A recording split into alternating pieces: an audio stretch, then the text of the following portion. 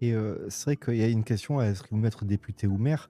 Enfin moi j'ai une grande pensée aux maires quand ils doivent taper aux portes, des habitants pour, dire que telle ou telle personne de leur famille est décédée. On se rend pas compte parfois de comment les élus doivent accompagner et c'est quelque part un peu notre rôle, mais ça peut être difficile, la souffrance les souffrances qui peuvent être autour de nous. Et là, on a vu, enfin, ces dernières semaines, ces derniers mois, des maires, il y a eu plusieurs maires qui se sont retrouvés en burn-out, qui ont d'ailleurs annoncé qu'ils se mettaient en retrait ou qu'ils démissionnaient.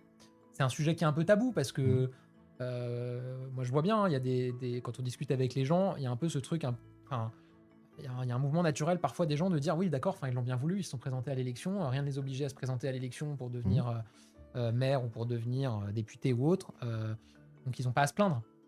OK, oui, on se présente à une élection, mais enfin, faut toujours aussi savoir qu'il y a des femmes et des hommes qui sont derrière. Après, moi, ma ligne, c'est quand même toujours de dire, heu, que que c'est un engagement qu'on choisit et que le jour où on considère que c'est un engagement qui est vraiment trop lourd, et que par ailleurs on se sent, moins utile, il faut arrêter, il faut faire autre chose.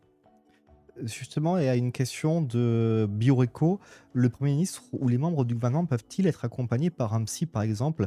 Est-ce qu'il existe un tel programme au sein de l'Assemblée nationale ou autre? Au sein national, la réponse est: il y a un médecin généraliste. Après, libre à chacun de faire appel à un psy si on le souhaite, comme tout citoyen français. Oui, oui, je pense qu'il y a un médecin à l'Assemblée. Quand vous êtes Premier ministre, vous avez un médecin qui vous suit toujours, partout où vous allez, qui est un médecin militaire, mais bon, qui n'est pas un psy, c'est un médecin urgentiste, qui est là au cas où il vous arrive quelque chose de grave.